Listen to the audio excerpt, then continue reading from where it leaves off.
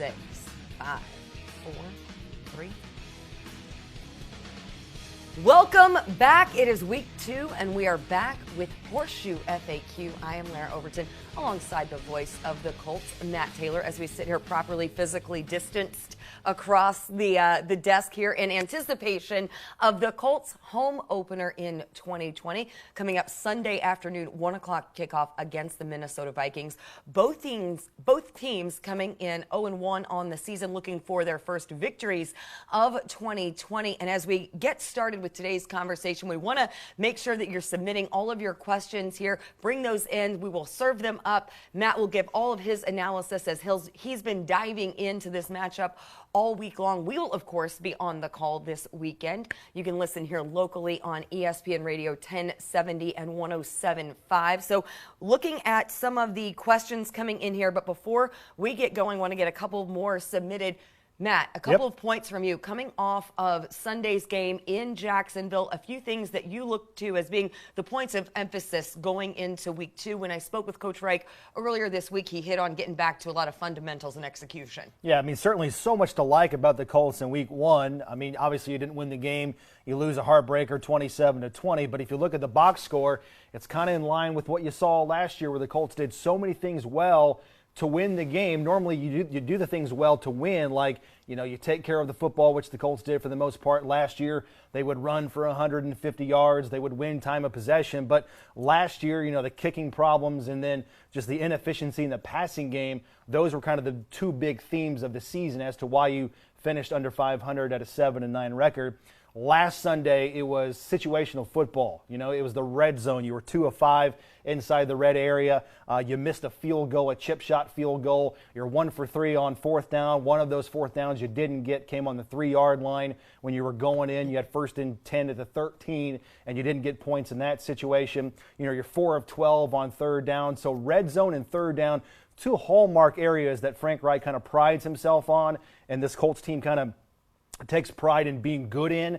They just weren't efficient in those areas last week. And then you compound that with the 2 takeaways or the 2 turnovers by Phillip Rivers. Those directly resulted in 10 points for the Jaguars. So that right there kind of summarizes the game and kind of puts it all into a bow on how the Colts came up short in week 1. But again, a lot to like, where you had 445 yards of offense. You had 27 first downs. I mean, those are really good numbers, plus the explosiveness of this offense is back. You had 8 plays over 16 yards in the passing game. You like that. Phillip Rivers throwing for over 300 yards, which he's accustomed to in his career. He's 4th all-time in 300-yard games. So, again, certainly the sky is not falling. It's one game. It's certainly a game you like to have back, but you got to regroup pretty quickly, because this was a playoff team last year, and the Vikings, they were 10-6.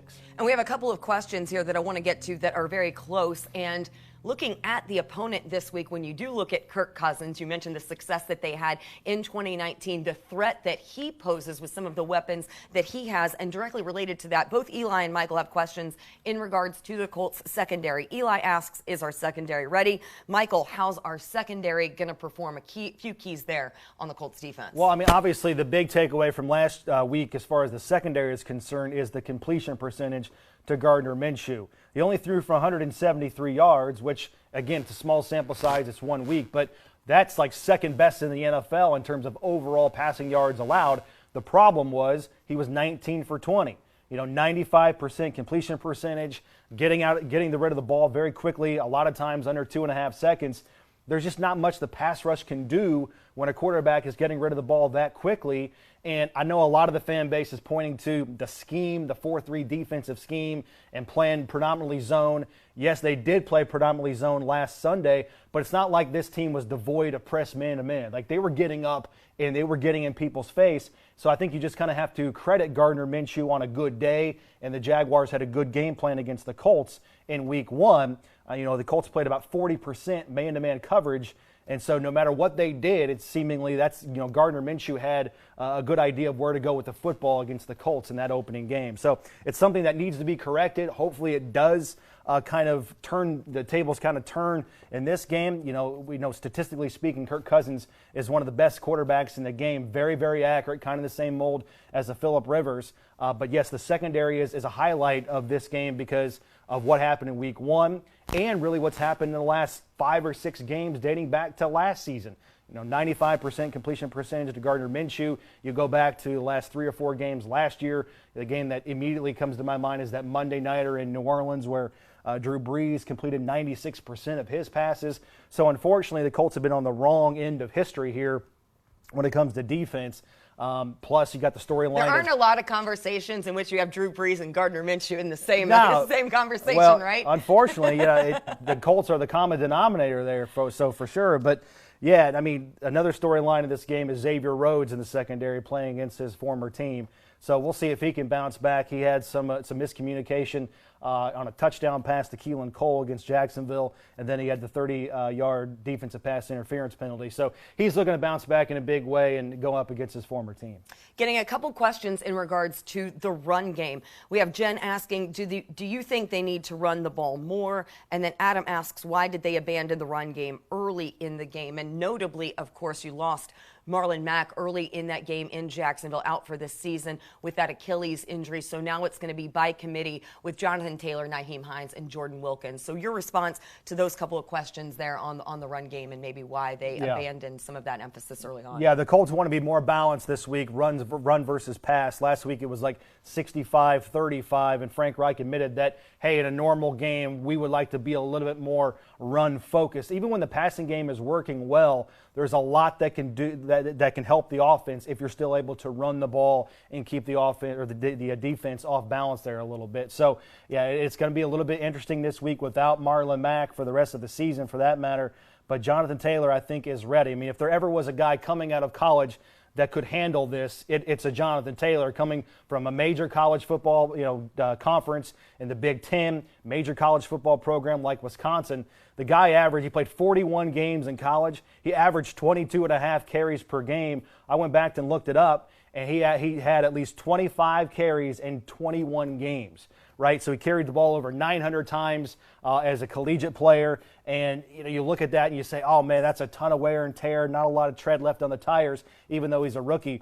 Man, a lot of times he was getting up. He was the guy delivering the punishment. He was the guy delivering the hit on the defense. So I don't have to worry about that. I know Frank Reich and Nick Sirianni, they're not worried about that. I'm excited to see the perfect blend of speed and power from Jonathan Taylor. I don't think there's any hesitation that you can't give this guy, 15 to 20 carries right out of the gate as he makes his first NFL start on Sunday. And when you mention his college career, it's worth noting that he played some Big Ten championship games right there at Lucas Oil. So while this will be his debut as a Colt at Lucas Oil Stadium, he already has familiarity playing at Lucas Oil, loves playing there. That's something I talked with him about that week that they held the 2 scrimmages there, is how excited he was to get back there because he loves that environment. We're going to keep it with the rookies because we have some questions on Michael Pittman Jr. We have Luis asking, should Michael Pittman Jr. get more game reps? That's a good question. I don't know. I think the Colts right now, it's a good problem to have where they have so many great playmakers on this offense. Last week I think he had 2 catches for 20 yards, played roughly 30% of the snaps. I think that's kind of right on target with what they had in mind for Michael Pittman in this offense as it stands right now in his rookie season, because you got T.Y. Hilton coming back, and what a difference Paris Campbell made last Sunday where he had 6 catches for 71 yards. And you talk about the chunk plays, he had 3 of them. He had, I think, a catch for 21, 18, and 17. You love to have that, especially with the run after the catch aspect that he brings to this offense. So I think Michael Pittman, listen, everybody wants to say, oh, this guy was drafted in the 2nd round and he's our number 2 wide receiver. I think right now the Colts have a lot of number 2 wide receivers, to be honest with you. Throw in Zach Pascal, and hopefully, again, knock on wood, he can play on Sunday. It's a good problem to have right now for the Colts to have so many playmakers on offense, not to mention the tight ends and their versatility. So, everybody wants to say, oh, it's a no-brainer 1,000-yard season for Michael Pittman out of the gate.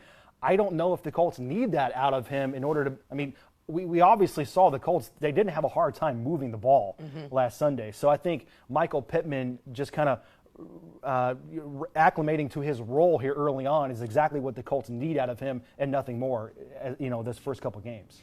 Time for a couple more questions. One that I want to get to just briefly. Andrew asks, how is Jack Doyle? We have not yet practiced today, so it will be determined on seeing that injury report after practice later today, seeing if he's out there, because he did miss 2 days of practice with injury. But one of the things, you're always mindful early in the season, not rushing guys, not forcing guys. So could be something in which they're just being very conservative with Jack Doyle, and something that we will watch today, because you don't want to jump to any conclusions before we see who is available for Friday's practice and before we hear from Coach, and that will be later this afternoon. I believe Coach Reich is about 1:50, so we'll of course be covering that and reacting to that. Mark asks, from a defensive perspective, where was DeForest Buckner's presence on Sunday against Jacksonville? Oh, it was huge up front. I mean, if you kind of paid attention and you went back and looked at some of the analytics and watched the game film, DeForest Buckner was huge against the run. I think he had 47% of his defensive snaps. He was getting at least one other offensive player on him, so a double team, and a lot of times it was 3 guys. So that's where his focus comes in the running game, allows guys like Anthony Walker and Darius Leonard to make tackles. It was another 10-tackle day for Darius Leonard. He has 15 of those type games since 2018. So you saw that, plus he had a tackle for loss. He had a couple of quarterback pressures. And again, I go back to Gardner Minshew getting rid of the ball very, very quickly. And even with that, it was DeForest Buckner getting in the face of Minshew. You saw 4 sacks on Minshew. So again, the defensive performance was a little bit uneven just because the completion percentage was so high, but the Colts were still able to get some things done. You just got to shore up some of the confusion you had in the back end. We have a question from David. I love this. We have to just make time to get this in.